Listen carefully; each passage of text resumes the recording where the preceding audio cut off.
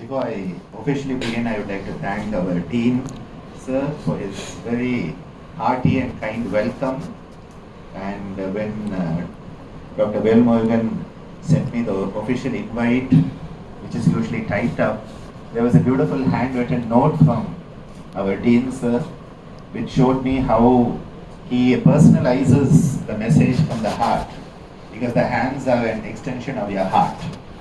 And thank you, sir, for that, and again for a very beautiful Valampuri Vidhya Vinagar Temple. It's a pencil sketch. It's just amazing. I'm trying to even conceptualize how much time you would have taken to make that, so I value that very, very much, because these days we just buy whatever is the cheapest gift available someplace and give it to the speaker. And then they also don't keep it any place, or they rehash it.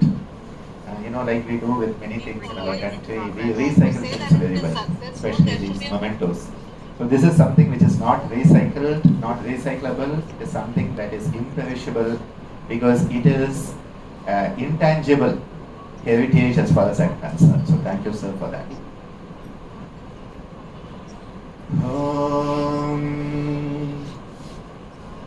Vakratunda Mahakaya Suryakoti Samaprabha Nirvignam Kurume Deva Sarvakaryeshu Sarvada Vakundam Nallamanamundam Mamalaval Nokundam Meni Nudangad O Kondatupal Tirumeni Tumbikayan Padam Tappamal Salva Tamak Om Yogena Chittasya Padena Vacham Malam Sharirasya Chavaidhyakena Yopakarotam Pravaram Muninam Padanjalim Pranjaliranatosmi Om Shri Gurubhyo Namaha Hari Om. Greetings on the International Day of Yoga, which we have been celebrating on the 21st of June for the past 9 years. I have been privileged to be on the Yoga Day committee from 2014, when we conceptualized the Common Yoga Protocol, till this year, where we have taken it forward with numerous developments. And though June has gone and July has begun, what we need to understand is commemorating the day in some form or the other is very important for us. I would like to express my deep appreciation to all the faculty members who are here, each one of them personally known to me for many years, and the dear students who have made the effort to be here today. Your effort is appreciated. I am student friendly, by the way. You can ask our students at the institute in the university. I go back 20 years when Dr. Velmurugan was studying at Tagore College, and Professor Indra ma'am was teaching there. And the reason I was there 20 years ago at Tagore College in the Department of Philosophy was thanks to Professor Narayanan. Narayanan sir, a visionary of Pondicherry, a teacher par excellence, a man way ahead of his time, and yet so simple, down to earth, humility personified. And if I have to tell you a secret of greatness, the secret of greatness is humility. And the truly great people are always humble. If you have people running around saying, I am great, I am great, I am great, run away from them. Most probably they want your money for something. Very simple. And he had conceptualized that in the Department of Philosophy at Tagore College, the students who were doing BA Philosophy should not only limit to philosophy. He said, let me expand the consciousness. Today, 20 years later, the national education policy is saying you have to have multi-dimensions. You have to bring in cross-fertilization of thought from different schools. Now we are saying it 20 years ago, and he's converted the BA Philosophy to BA Philosophy, Yoga and Cultural Tourism. And that is how Indra ma'am, she was in charge of the practical part. And so Narayanan sir asked my mother, he said, Amma, will you please come and conduct some yoga for our students? I think it was 40 hours or something. I think it was around 47 hours. Very interesting number. I don't know where we got 47 hours. 47 hours. And we had the practical training that the first batch Amma went and conducted and I then conducted, and Devasana, my Dharma Patni who's here, she conducted, Lalita, Shanmugam and all, conducted, and I think it was about 8 or 9 years this continued until, in our country, if anything good is going on, there will be somebody to stop it. It is part and parcel of the Indian crab mentality. And seriously, it keeps on happening so much that you say, okay, fine, it's for the best. And someone had to make sure it stopped, and it stopped. And that is why when I had this invitation last week from Dr. Velmurugan, initially I was like, I got tired of talking with Yoga Day. Because right from around April, everybody, because Ayush Ministry has a 100 days countdown program. So 100 days, 100 cities, 100 organizations are given a chance to have a celebration up to June 21. And for the past 2 years, Pondicherry has been given to our Sri Balaji Vidhya Peeth. And we had a mass demonstration on the beach, and we had a 2-day conference. We had a 6-week international FDP online with about 28 speakers from yoga therapy all around the world. So all this was going on. So what happened these 100 days, all these organizations in all these cities keep on coming back to the same speakers. And so you get tired after about 30-35 speeches during this period. You are like, I don't want an invited speak any place. But then when Dr. Velmurugan reminded me of what a beautiful innovation was brought into this field by Professor Narayanan sir, I said, today I should be here as a tribute to Professor Narayanan sir, because that would be the way I can give back to him as a salute to that great man.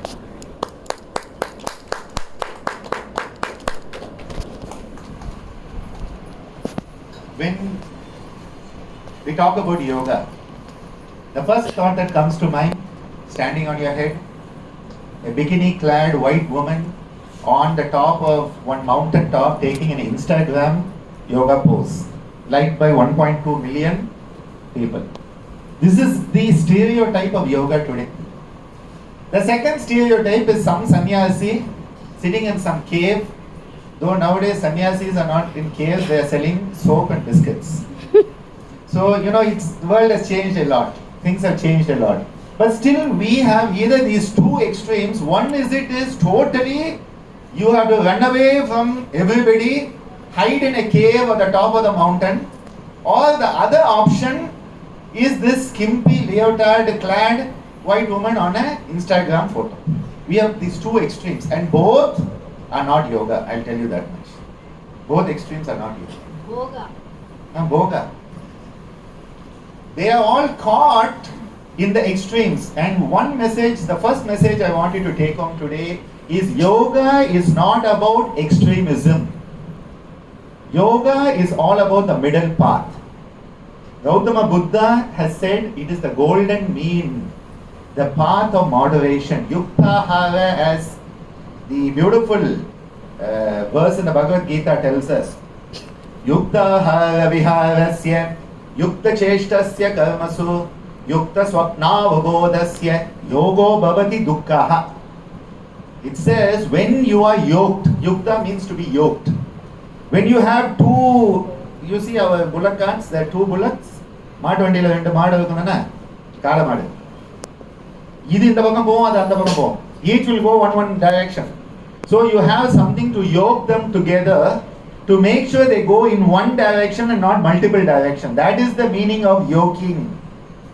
That is yukta. That is yoga. Yoga is to bring together, orungenaithal, to bring together and to focus. One of the meanings of yoga is to focus. So if you are able to focus, you are already practicing yoga. Now the question is, what do you focus on? Because the mind is like light. scattered light. For example, the scattered light is there, so we can see each other. Because of scattered light, we can see each other. But I cannot do anything with scattered light. It gives me perception, doesn't give me anything else. But the moment I focus that light into a single beam, it becomes a laser beam, and that laser beam of light now has immense potentiality in functioning in different fields of human endeavor. This is what Maharishi Patanjali in the Yoga Sutra gives us a very beautiful concept, Sarvartha Ekagratayo. Moving from Sarva Artha, you are caught up with everything. Imagine your mind being every place at the same time. There's no use at all. So scattered, so spread out. And you bring it Ekagrata, you bring it to one-pointedness. That is why the transformation into one-pointedness is a state of yoga. And that is why yoga is not only asana. We have even forgotten pranayama as part of yoga. Today you find many people saying yoga and pranayama. I'm like, kahan se aa gaya? Where did they come from, these people? Yoga and meditation, that's another one. Dhyana is a heart of yoga. In the Ashtanga Yoga system of Maharishi Patanjali, which gives us what is called the Yoga Darshana. Now we have the Astika Darshana, the Nastika Darshana. This is part of our Indian philosophical system. Many years ago, someone wanted to have a yoga class in the Department of Philosophy. And when they asked the person about it, that person said, what does yoga have to do with philosophy? That is the dialogue that came back. I will forgive this if it happens in America, not in India. Our Shat Darshanas are the fundamental core of the Indian philosophical system, of which Yoga, Sankhya, Mimamsa, Vaisheshika, Nyaya, all of these come together, and normally we tie together Sankhya and Yoga. So many people say Sankhya is the theory, Yoga is the practice. This is a common statement. For me, Yoga can stand alone. That's my personal conviction. Because I believe that all these systems developed together, they were not borrowing from each other, they developed together. It is like, if you have 3 brothers and 2 sisters in a family, common traits are going to be there. You don't say that this brother borrowed from that sister, this trait. No, it's part of the family. So the whole family is the Shat Darshanas. And Patanjali is very clear in his Ashtanga Yoga, which again, many people, because the initial translations of yoga were made by people who had no idea what yoga is. Now, with due respect to our dean, he is a person who is an expert in language. Now, if I want somebody to translate something, you don't need a language expert, you need a subject expert. Now, this is the big danger we have. We have recently put out 3 books from our institute. One on the 76 research studies in yoga and music therapies in the past 12 years. One book on yoga therapy for care seekers and one on music therapy for care seekers. Because our institute in the university has a school of yoga therapy, a school of music therapy, and that whole institute I have to direct it as the director of the institute. I didn't see actually. Now we have got it in English. Now our chancellor, he said, I want you to make it in Tamil. Then our vice chancellor, who's from the north, he said, I want you to make it in Hindi. Yeah. Translating that book, I gave it to one translator. I said, see, let's go for a professional translator. That person gave such a translation, I closed it after 2 pages. Because it was such a linguistic translation, it was not an expert translation. We have to understand, when you try to translate words, you cannot just translate them literally. You have to understand what is the meaning behind the word, what is the feeling. Tadartha Bhavanam, says Patanjali. When you chant the Om Japa, he says any Japa, Tad Japaha Tadartha Bhavanam. You have to understand the meaning and the feeling behind that word. Understand the concept in order for it to have power. Now when we say Appa and Amma, it has a certain feeling. You cannot just translate it mother, father. Amma and mother is not equal. The Amma is something very special. Similarly, each language will have that. We cannot just do a literal translation. So what happened is people took all of this and they literally translated, and someone said Ashtanga Yoga is the 8 steps of yoga. Patanjali never said step at all. He said Ashta Anga. Anga means a component part. We can translate it as a limb. Angam என்பது தமிழ்லயும் நம்ம limb we can say. Ana, it means one component part of a system.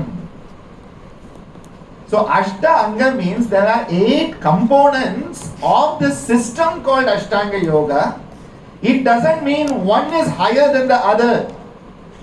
But the moment you say 8 steps of Ashtanga Yoga, you start to say Yama is the first step, Samadhi is the 8th step, everybody says I want Samadhi. Nobody wants to go the first step. Everybody wants shortcut. So everybody is like bypassing the first 2 steps in that step approach. Of Yama Niyama, they say, sir, I don't need, I will directly jump. I'm sure all of you, when you come to the university or you go to community college, and you will jump 2-3 steps at the same time. Nobody will climb one step at a time unless you are a professor. Then we will climb one, because by that time we have got used to going slow. We are not in any hurry by that time. Students are either late or want to get out of class, so they will always be jumping steps. People have this shortcut tendency.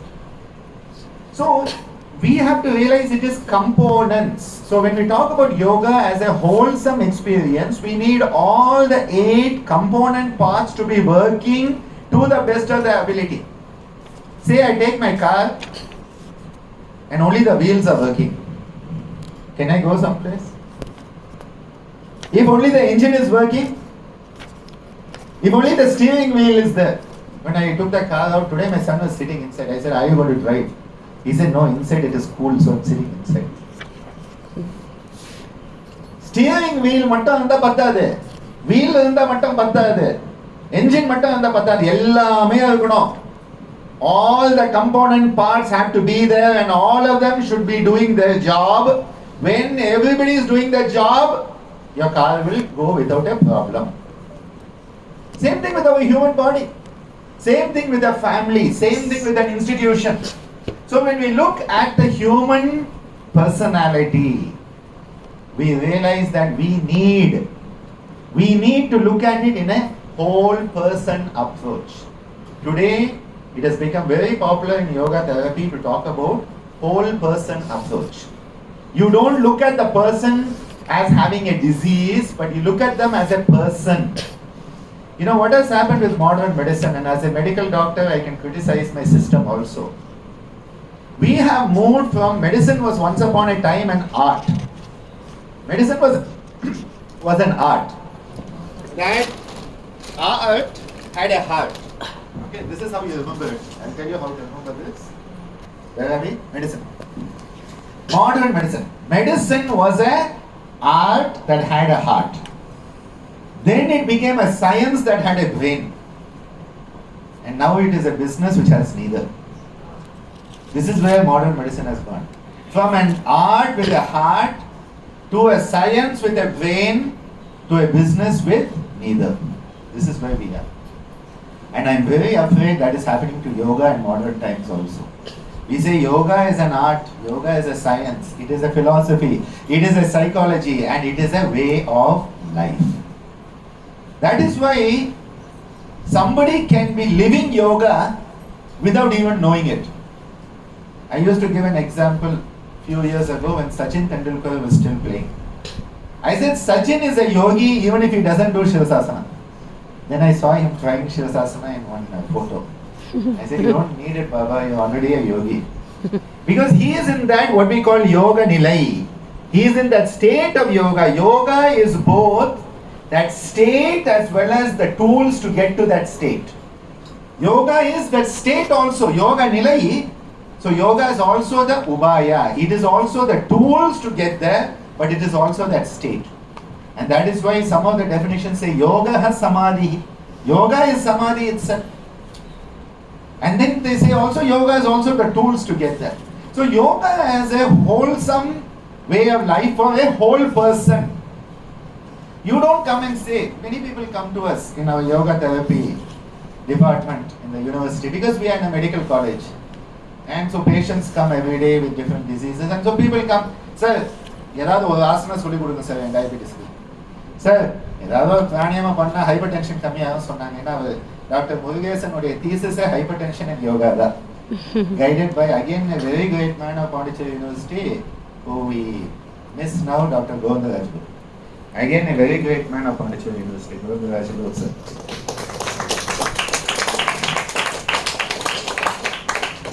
நம்ம என்ன பண்ணிட்டோம்னா hyper டென்ஷனுக்கு ஒரு பிராணியாமா or shavasana, Chandra Nadi pranayama. You go and look on the internet, hypertension, yoga and Bhavanani, you will get all my research studies. The thousands of free to download YouTube videos, everything, because I believe in copy left, not copyright. Leave the copy. But then you know what happened? I should tell you, nowadays we have plagiarism software, so it's easier to find. Of course, ChatGPT will challenge that for some time. We will get over that also. We'll find another software, don't worry. I saw a beautiful article on the internet one time. This is so wonderful. The person has thought just like I am thinking. The definitions are so beautiful. Everything is so nice. And then suddenly I read one line. It says, "My father, Swami Ananda." I am like, you idiot. You plagiarized my article. You didn't even change that part. Huh? Unnecessarily giving my father a bad name. He only had me, okay. They didn't even bother to change that in the plagiarism. Nowadays, of course, it's easy. Then it was a book chapter. I wrote to the author, the corresponding author who was the professor of the department. I said, "Kya ho?" He said, "I was thinking this is a very nice article by my student." I said, "At least we should have checked plagiarism." Already done. I didn't want to cause unpleasantness, and I said, "Okay, chalo, let it be out there, but next time at least be careful with my father's." People want one practice. Left nostril breathing will reduce your BP. Why? Because it brings vagal tone activation. The vagus is the good guy. The adrenals are the bad. This is how it has been portrayed. Now, if your adrenals are not working, you won't even come from Pondicherry to the university here. Between Pondicherry and Pondicherry University, you won't exist. Because to travel on this road, you need lot of adrenaline. Because you never know when it will be one cow will coming on the road, one dog coming on the road, one monkey coming on the road, one donkey or one human being who's worse than all of that. At least all the animals will only go in one direction. இந்த ரோட்ல daily வரதால எனக்கு தெரியும், இங்க இருந்து நான் கடலூர் போறதால எனக்கு தெரியும். மாடு ஆடு நேரா போயிடும், பின்னாடி வராது. ஸோ அது பின்னாடி கண்டிப்பா போகணும். ஆனா மனுஷால இருக்காங்களே, இப்படி போனா இப்படி, அப்படி போனா இப்படி. So what happens? Constant adrenaline is being exerted. Our adrenals are pumping the adrenaline. Your BP goes up. So sympathetic overactivity, high BP. Sympathetic overactivity, high blood sugar. Sympathetic overactivity, your digestive system closes down. And that is why in yoga practice what we find, vagal tone. So the sympathetic comes down, the parasympathetic vagal goes up, and you have balance.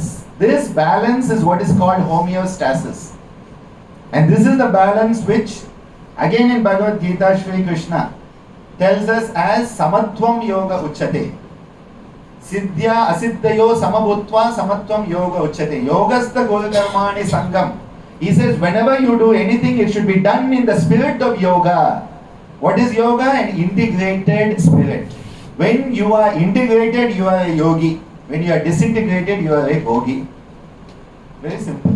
And when you make others disintegrate, you are a drogi. That is why drogi is one who is disintegrating everything. A yogi is one who is unifying everything. The unitiveness of yoga is bringing all the concepts together. So who are we?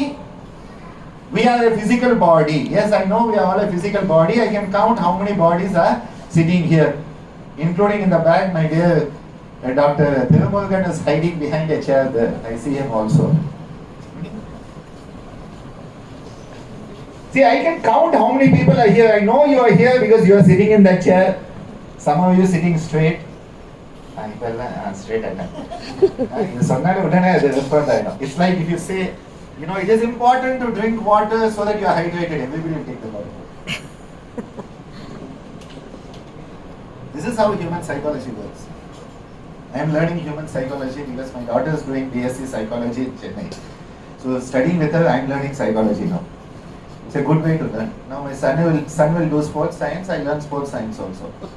This is the way the parent learns. This is your post-dad education. Post-grad education, post-dad education, post-mom education that you get. Integrity is oneness.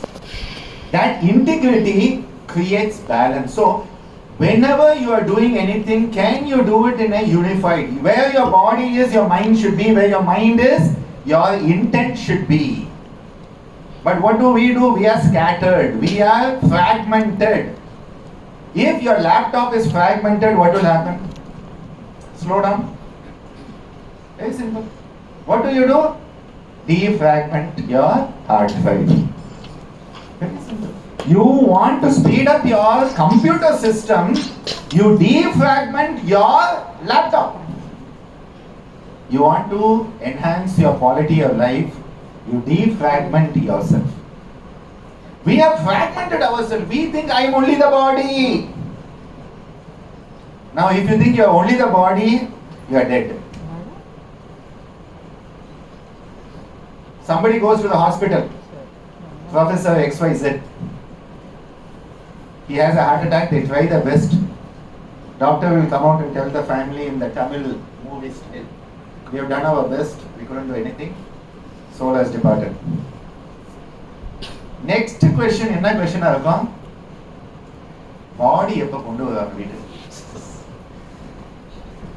They would not say Professor XYZ, when will Professor XYZ be brought home? Body எப்ப வருதுன்னு கேள்வி. The moment your life force, which we call prana in yoga, leaves you, you are just the body that is fit to either be buried or burnt or whatever people want to do. Leave it to the vultures if you in a certain community in Mumbai. Parasites. Body. And we realize that body is to be disposed of. Now still some people try to keep it in America. They pay millions of dollars to keep the body, hoping someday people will find how to get them back alive. There are people who are doing this. They are so locked in that body that they want to pay millions, hoping someday somebody can bring them back to life. The body needs to be alive. What is the difference between a dead body and a living entity? Prana, life force. That is why when we talk about the yogic perspective, which is basically from the Advaita Vedanta and from the Taittiriya Upanishad, you find the Panchakosha model. And I believe it is part of one of the syllabus now also coming in. The Panchakosha model.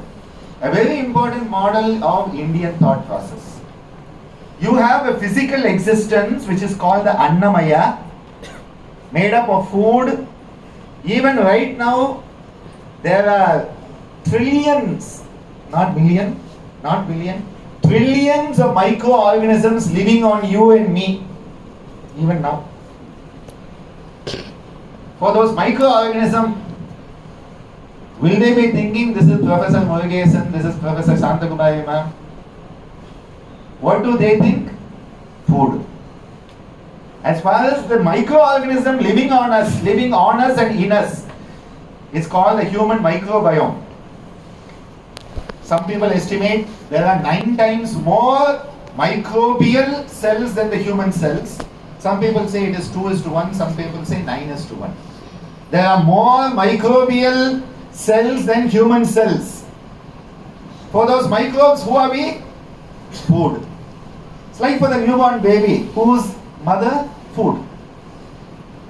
Food and comfort. That's what the mother means to the newborn baby. That newborn baby doesn't know you are professor with a PhD, with a postdoc. At that time, the baby doesn't know. Later on, hopefully, the baby will grow up to understand the effort the mother has made. So you have a body. That body has come alive because of prana shakti. But now these fans are also having a structure. Fan is also having a movement, so fan is also having Annamaya Kosha and Pranamaya Kosha. You cannot deny it. What is the Annamaya Kosha of the fan? The structure. What is the Pranamaya Kosha? When electricity is going, the fan is moving. So what is the difference between you and the fan? Well, the difference is you have something called manas. Mana eva manushyanam bandhakarana mokshaye, it is said. The mind is both the cause of bondage and the tool of liberation. Mana eva manushyanam, for the human being. We are manushya because we have manas. That mind makes us different. That is why we say that the mind is what gives us the capacity to be different. So you have a mind, the fan doesn't have a mind. But now there are some new equipments, including our mobile phone, which seem to have a mind of their own also. Artificial intelligence. So now your mobile phone seems to have a physical existence, Annamaya Kosha. It is functioning, it has Pranamaya and it has a certain level of intelligence. It is also having a Manomaya. What are we doing? So I will define you as a mobile phone. Who is a human being? A mobile phone. Well, we are close to that actually. Who is a human being? We are a mobile phone. Because all our identity, you can lose your house also, nobody is worried, but if you lose your mobile phone, you are dead. Even that ATM OTP you cannot get. You cannot get an OTP to collect your Amazon parcel, okay? And so you are defined as a mobile phone. Human being is equal to mobile phone today. It has Annamaya Kosha, it has Pranamaya Kosha, it has a Manomaya Kosha also. What are we going to do? Well, we have the Vijnanamaya Kosha, which has the most important quality of being human, which is the power of choice. I say the power of choice is the superpower of being human. What is it that distinguishes a human being from all other life forms? The power of choice. I can choose to do or not to do. I have that choice. When an animal is hungry, it has no choice but to eat. When an animal is sleepy, it has no choice but to sleep. But you students, when you are writing your dissertations, even if sleep comes, you don't sleep. You say, I have to get my work done. And then in the class, I don't have to tell you what happens. We all know. We are used to. We can choose. I can choose. And that is why Viktor Frankl, who was caught in the Nazi time in the Holocaust, went through the concentration camps, he came out on the other side. And he said, the last and final freedom you have as a human being is the power of choice. You can choose your attitude towards whatever happens to you in this world. And that is what makes you human. That is why it is this Vijnanamaya Kosha. Idellame class la edupanga. Annamaya Kosha, Pranamaya Kosha, Manomaya Kosha, idella edupanga. I am trying to give you an understanding beyond what is normally taught here in any place. Because don't let these concepts be something you study for an exam. They have to come alive in you. The yoga has to come alive. The concepts have to come alive, and then they transform your life. Yoga is all about transformation. Self-transformation and transcendence. The two T's of yoga. Transformation and transcendence. Where you realize all of this is illusionary and you want the reality. Like the matrix. And the beginning of your anthem, which is Tamasoma Jyotirgamaya, which is also in the university logo itself. Moving from that ignorance to reality, from darkness to light. Of course, now it is great, you have Vijnanamaya Kosha.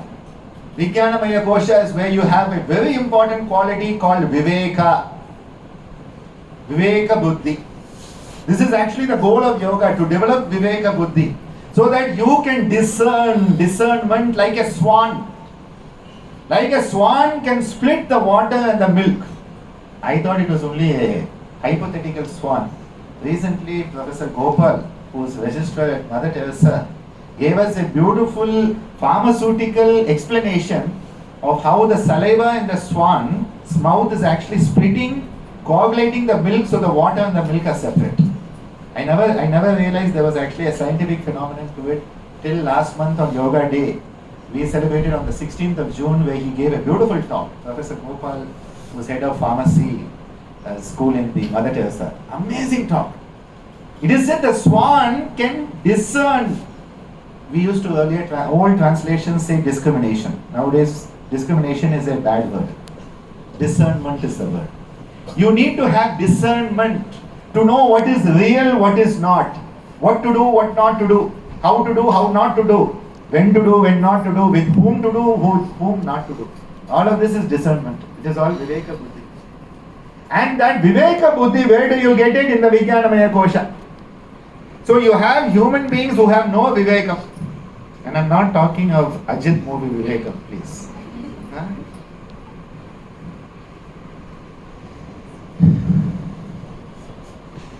Viveka Buddhi is the capacity of discernment. Now many human beings seem to lack it. This is why long ago, Aristotle, Socrates, in those days they had a big debate how to define the human being. And they came upon a very simple definition where they said a human being is a featherless biped. I'm sure you have read this, and this has multiple dimensions to it. And so then the next guy comes in and he brings a plucked chicken. He says, then is this a human being? It's featherless, it's biped. Chickens also walk on two legs. They said, no. And then they said, well, we have flat nails. So it is a flat-nailed, human being is a flat-nailed, featherless biped. Imagine what type of definition. Today when I look at the world, we are filled with flat-nailed, featherless bipeds. How many people actually are utilizing that capacity of Viveka? How many people are utilizing the power of choice? It is a big question in my own mind.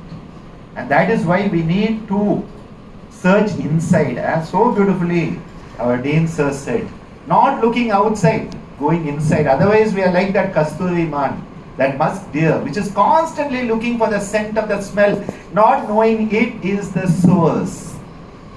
That is why the great Siddhas, they have said, what is in the cosmos is in us. Andathil ullade pindam, pindathil ullade andam, andamum pindamum ondre. When you realize it is all one and the same. And that is why when people went to Ramana Maharishi, and truly enlightened Maharishi, and they asked what to do, he said Summa. When people are talking, you say Summa. So people say, oh, Ramana said shut up. Ramana didn't say shut up. He meant be still. Summa here means be still. Because in that stillness, you realize what lies within you. As again Dean Sir, he took away many of my points. The surface is always in turmoil. The depth is always having stability. To go to the deep, you have to be still. And that is why it is said, Alaipayum manadai orunilaipaduthi. Alaipayum manadai. Manas is always going like a Alaipayude kanna. Alaipayum manadai orunilaipaduthi உள்ளிருக்கும் தெய்வத்தன்மையை உணர்ந்து. You have to find the divinity that lies within you. That's not the end of the job. Manidanai poradi. You have to struggle as a human being. And in the Prapanjame, it is there for, it is karma bhumi, not to make life easy. The goal of human existence is not for an easy life, I'll tell you that much. You can have a PhD dissertation on that if you want. The goal of human life is not to have an easy life. The goal of human existence is not for an easy life. And that is why Indian thought tells us it is to eradicate the karma. Because we have to eradicate karma. This is why again go to Maharishi Patanjali. For me, there's nobody like Maharishi Patanjali ever. He's a time traveler from the future who went to the past, gave us the Yoga Darshana that was applicable, is applicable and will be applicable. There are just amazing dimensions in the Yoga Sutra. Everything is there. And in the Yoga Sutra, I will highly recommend the third pada called Vibhuti Pada. It has pure science in it. Pure science. Nobody touches it. They say, Siddhigal சொல்றாங்க, this is all hocus pocus. There's pure science in it. Anyway, that's for another lecture someday. I am a lover of Patanjali. I call him Superman Fat. He's a very dear friend of mine. I think of him in the present, not as, I never said Patanjali used to say. Patanjali says, and for me he is alive. He gives a very beautiful concept. He says, there is a concept of Ishvara. Now in our culture, the moment you say Ishvara, we try to put a personality to the God. So black man saw God as black, white man saw God as white, brown man saw God as brown. We see God as we are. God is beyond attributes. That is again the Indian thought. Nirguna Parabrahma. So Nirguna means that you cannot say God is white, tall, short, fat, wears this cloth, he is that, nothing. So we are not talking of God here, please understand. We are talking of that universal divinity. There is a phrase divinity here. What he says, that Purusha, which is the cosmic universal consciousness, is radiating through us. Just like the same water that is in the ocean is in the drop. So they say the drop is having the ocean in it. And what is the ocean? The drop. So the drop in the ocean and the ocean in the drop. You know, whenever the water is coming, the sea is a good example. My ashram is right on the beach in Chinnamalachavali. So if you go to the beach, there the water will come. The water comes and some drops come out of the ocean. So from the ocean, the water comes out and the drop says, hey, I am me. This is the ahankara, the asmita. That says, I am an individual, the ideating principle. Then after some time, the drop goes back into the ocean. So the I being created and the I becoming the we. The we becoming the I becoming the we becoming the I becoming the we. Same thing happens every time you breathe in and breathe out. Every time you breathe in, the energy of the whole cosmos is becoming you. That is the prana of the universe is becoming your prana. When you breathe out, your prana is becoming the prana of the universe. And that is why whenever you are breathing in, it is a birth. Whenever you are breathing out, it is a death. So, irrespective of whether we believe in reincarnation or not, you can at least know that you are breathing many, many times, 24,600 times per day, according to the scriptures. You are breathing so much, every in. How are you born?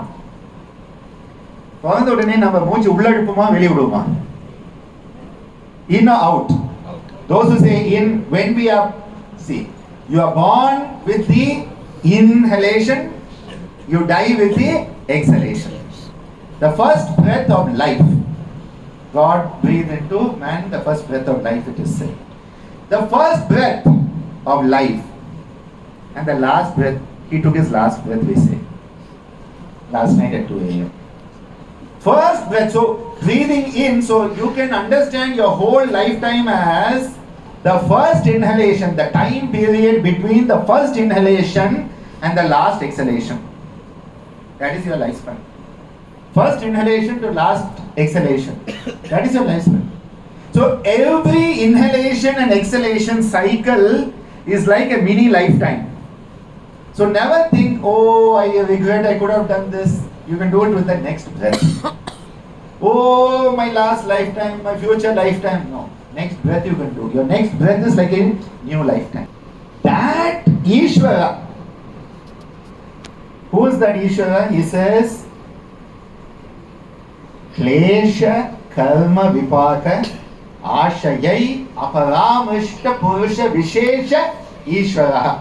That Ishvara is a special Vishesha Purusha, special entity. They call monad, M-O-N-A-D. This is another word given. I get confused between nomad and monad. Both seem to be wandering aimlessly. But anyway, so I always have to think, is it nomad? No. Nomads are nomadic tribe. Monad. They use the term monad in thing. Every one of us is a Purusha. But the problem is we are bound by two things, Klesha and Karma. So what does it mean? Eradicate Klesha Karma, you are Ishvara. Very simple. Ishvara plus Klesha Karma is you. You eradicate klesha karma, you become Ishvara. This is actually the formula here. A very simple formula by Patanjali. And what does he further say? Klesha is the root of the karma. Klesha mula karma shaya, he says. And that is why the kleshas are the most difficult part of the human existence. When you want to eradicate the kleshas, he has given a tool called Kriya Yoga. Tapa, Swadhyaya, Ishvara Pranidhana. Deep, intense self-discipline is tapa. The fire of self-discipline. Intensity. You know, you're on fire, man. Yeah, that fire. Swadhyaya, introspectional self-analysis. Asking yourself that question. Koham, koham, koham. Who am I? Nan yar. Am I doing the right thing? What am I doing? Is it the right? Is it the wrong? Asking yourself constant what is called Atma Vichara. Asking yourself the question. And then after you have made the effort, after you have regulated yourself, Swadhyaya is the internal GPS system to know where you are going. Final thing is called Ishvara Pranidhana. Giving over to the cosmos. Thy will be done. You give over to the highest consciousness. So people say, oh, surrender. I say, not surrender, acceptance. If you think of it as acceptance, with acceptance comes freedom. As long as you're holding tight, we do that in relationships. Yoga relationships. You hold tight. We love the person so much we suffocate them. And then we wonder why they want to escape. We have suffocated them with our love. Acceptance is freedom. Acceptance is that moment where everything can transform. That is why when patients come to us, we find they go through 4 phases. We call it Dada, D-A-D-A. Like we used to call Saurav Ganguly Dada and all. Inge Dada sonna vera vidhamaayino. University mein to hai. No issue. First D is denial. Whenever something happens, who made that noise in the class? Not me, sir. Who threw the chalk at the teacher? Not me, sir. Who did that bad graffiti in the bathroom? Not me, sir. You have been diagnosed with cancer? Not me. Your life is a mess? Not me. You know, it's not me. No. Denial is the first human response. Matrix has copied this dialogue. In Matrix also, second part of Matrix, at the end it comes. The first human response is denial. First thing, because we want to be safe. If I say not me, then I don't have to worry about it. Government offices are very good at that. They know, not me. In the file illappa. And the office for. Bureaucracy, every place is the same, okay? Not me. The other thing in bureaucracy is no. It's easier to say no, then you don't have to do anything. If I say maybe, I will have to do something. If I say yes, I have to do something. So, to say no. Our Shanmugam sir nalla theriyum. He goes to the foreign registration with our students, foreign students. Each officer, denial that. But now over years, you create acceptance. First one is denial. Second, anger. என்னையா சொன்னே காய் நான் வரலையே அவன் பண்ணான் அவனை போய் கேட்க வேண்டியதானே. So first thing, when a diagnosis comes, when something happens, you deny it. Second thing, you get angry about it. And in anger, what happens? You go to hell. That is what our deans so beautifully brought out. In that anger, you are in that turmoil of burning yourself. And they say in hell, everybody burns. You burn with anger. Nobody says you cool down with anger. I'm so cool with my anger. Said no one. Second is anger. Third, depression. My life is bad. My professors are bad. My university is bad. My classmates are bad. The food sucks. Internet is slow. You go to depression. Denial, anger, depression. Now in all these 3 stages, when faced with any life challenge, you do nothing. Because you are in denial, you do nothing. Because you're in anger, you do nothing. Because you're in depression, you do nothing. Then comes the fourth stage, acceptance. It is only when acceptance stage comes you can do something about it. You accept there is a problem, you try to find a solution. As long as you deny there is a problem, so many of us who are heads of institutions, as a director of an institution, I'm telling you that 2 institutions. One is our own ashram and one is at the university. It is very easy to deny there is a problem. Students face that with us. I accept that. Even last night at 10:30, my students know that night 11 o'clock also they can send me a message. Sir, results are not coming in time, sir. This is totally bad, sir. Now, the first thing is, what do you say? There is no problem, it will come in time. Now I don't have to think about it, right? Now I don't have to do anything. But the moment I say, and then I say, how dare you tell this to me? It's 10 o'clock at night. You are sending me a message. Don't you know I'm director, professor? Huh? Come and meet me at 9 o'clock in my office. Anger, second. Third one. My students are so bad I cannot even sleep at night. And they're disturbing me. I had one like that. I was deep asleep when one phone comes. 12 o'clock at night. Sir, my name is not there in the competition list, sir. What I will do tomorrow morning, I'll say. No, sir, 12 o'clock tonight is the last date for this application. I don't even know what competition you have applied. See, I'll tell you, denial is very easy, anger is very easy, depression is very easy. Acceptance is the tough one. Because when you accept some problem is there, you have to do something about it. You cannot hide anymore. When I accept that I am the problem, I have to change something. My father used to say very often, he said, you don't have problems. You don't have problems, you are the problem. And it's a very good thought. You often look at situations, it will be all hullaballah. You come out of that room, everything is soft and normal. So then you ask yourself the question, who was the problem? And this is where the problem doesn't exist until you identify with it. This is another very important, strong concept that comes with yoga also. That is why Patanjali asked the question, he says very clearly, if you don't know what you are looking for, you will not find it. And people say, no sir. For example, a dog walks into this room. You all will know a dog has walked into this room because it is not expected, okay? In a university classroom, you don't expect a dog to be walking in. I'm sure it's happened because this happens every place. We often have monkeys in our classrooms. No, I don't mean the students, I mean real monkeys. Okay? Without ID cards. They actually come, we had owls come into a classroom sometime back.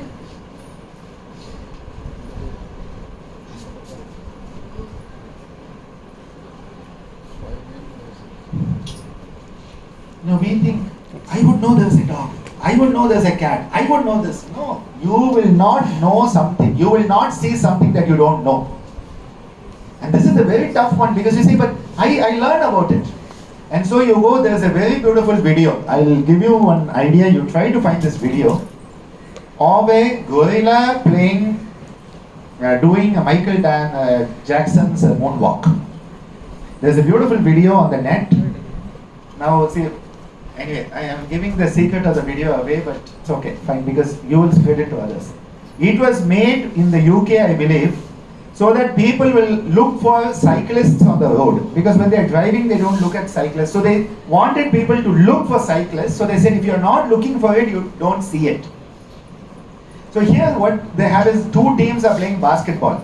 One team is in white, one team is in black. And they play basketball and they say, count the number of times the ball is passed. And so you see this and you're counting 1, 2, 3, 4, 5, 6, 7. And after 2 minutes of this video, the question comes, did you see the moonwalking bear? And you're like, moonwalking bear? I didn't see anything. And they play back the video. And while these kids were passing the ball, there was a person in a bear costume, a black bear costume, coming, doing a moonwalk, waving at the camera and going by, and you didn't even see it the first time. It's astonishing, I tell you. That video, the first time I saw it, I was like, wow. Our ancient teachings are not wrong. If you are not looking for that bear, now once you look for the bear, you will see it.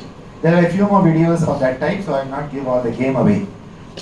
What we need to understand is the kleshas and the karma. Unless we eradicate that, we cannot manifest our divinity. And that is the ultimate goal. What is called kaivalya in yoga. Yoga's goal is not just normal blood pressure, normal blood sugar. Those are side benefits. They are the fringe benefits of the main thing. It's like the popcorn and chips at a movie theater. They are not the real show, but they are nice. So the benefits of the asana pranayama are only one component. The bigger philosophy of yoga enables us to understand who we are, why we are here, what we are doing, and live with a sense of awareness. There are 4 levels of awareness. Awareness of the body, awareness of the mind, awareness of the emotions, and then you come into what is called awareness of awareness itself. It is a state of flow. In psychology we call it flow, a beautiful state of being. This was taught by my father, but then my mother said, but Swamiji, there is one thing before that. He said what? She said, awareness of how unaware we are. We need to first start by realizing we are unaware. We don't know what we are doing. We don't know what we are saying. We don't know how things are happening. That awareness is the key to growth. Through awareness, we develop growth. And that is why yoga has been defined as conscious evolution. Growing into a better version of ourselves. Doesn't mean what it means is that you are growing into what can be considered your maximization of potential. Each one of us has a potential. Swami Vivekananda quoted the Vedas when he said every soul is potentially divine. Now it wasn't we say Swami Vivekananda said, actually he quoted the Vedas in saying it, but we attribute it through him. We have that potential, but are we manifesting it? It is like, when we are in school and when we are in college and university, the teachers say, this is a student with bright potential. Do they manifest that potential? And that is why we as a human, we have the potential to be divine. That growth curve is what yoga is about. So I would like to conclude at this point, because I know pre-lunch, low sugar, hypoglycemia leads to a bit of dullness. So I'm going to close here, thanking you for this opportunity. And I do accept our Dean's proposal that we will take it up as some workshops on specific topics, that then the students can get some academic credits for it. Through the Indian Yoga Association, we have a 50-hour foundation course. So if your syllabus can be matched to it at some point, you can get a certificate in the foundation course from IYA. Currently, the chairman of the governing council is Sri Ravi Shankar. Earlier it was Swami Ramdev. The current president is Ma Hansaji, the Yoga Institute in Mumbai. Earlier it was Guruji Nagendraji. And it has all the high-profile Indian traditions as part of it. So we will work towards this and collaborate between the Institute of Salitogenesis and your own School of Humanities in whatever way you want. Thank you so much for this opportunity. Thank you.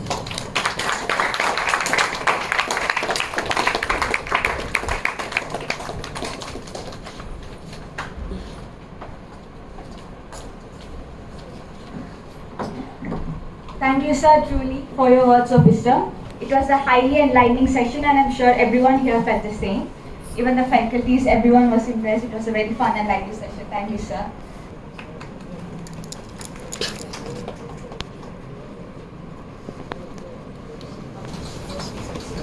Okay. See, we all have a lot of anxiety, a lot of tension. And maybe I aggravated it also for some of you, but anyway, hope not. So what we have is there are 3 seats of anxiety and tension. One is the abdominal region. So this is performance anxiety. Whenever you have to get on stage, you have to perform, you're asked to lead a session, you're like butterflies in the stomach and I have to rush to the toilet and the rumbling. Gadi kalangadu adu solvaanga. Anxiety of performance. Second one is the emotional anxiety. Will they like me? They like me, they don't like me. She will say yes, he will say yes, no. All this. And in our Indian movies, always the son or daughter will fight with the father and they'll be all mad and then they'll clutch at his chest and die.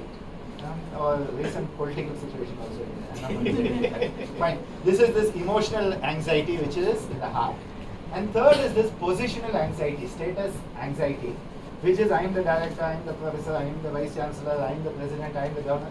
So what happens is we walk around like this all the time, as if somebody is pulling us up and hanging us. And so this creates its own anxiety. In fact, if you look at most people, the reason they have this anxiety is they feel they are not respected enough. Because we want to be respected, we want to be, and we don't. So it is up here. So we want to get rid of it. So the best way to get rid of anxiety is through sound, which is called Nada Yoga. So here we make a sound, we are going to make it, okay? The sound is ha. So we are going to go ha, ha, ha, ha, ha. Ha, ha. Here. Come on, padla. Lunch munadi panna super. Okay, ready? Let's get rid of ulla irukra tension veliya eduthanum illana ulla poi viyadi aidum. Anxiety, stress, tension put inside you, if it is not resolved, unresolved anxiety leads to disease. So we resolve it. How do you resolve it? You say there is a problem, I want to get rid of it. Ha, ha, ha, ha, ha. Ha, ha, ha, ha, ha. தூங்குறீங்க ஒன்னும் சாப்பிடவே இல்லை சாப்பிட்டுட்டு தூங்குங்க சாப்பிட்டுட்டு கிளாஸ்ல தூங்குங்க நான் என்ன சொல்றேன் okay ha ha ha ha ha ha ha ha ha ha okay now இங்க ho ho ho ho ho ho ho ho ho ho ho ho ho ho ho ho ho ho ho here it is he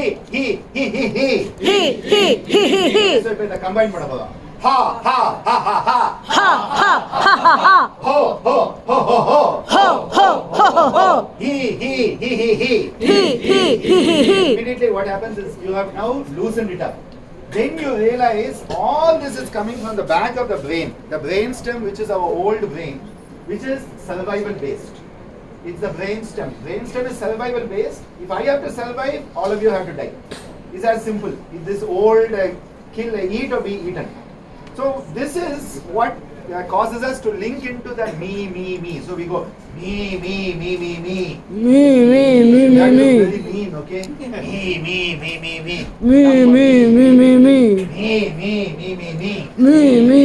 Then you come to the prefrontal cortex. This is the part that can understand other people exist. This is the part where the power of choice, superpower of being human is here, and that is the. The guys in mantra. Old English is the. The other person exists. This says only me. This says others exist. The.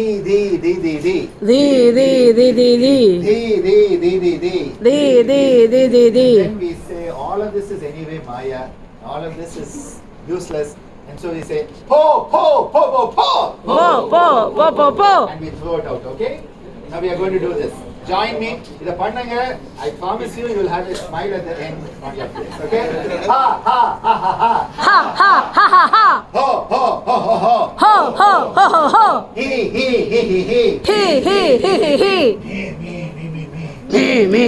Me. Po. Ha.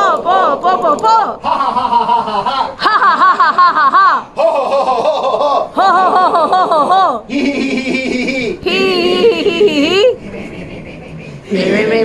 Me.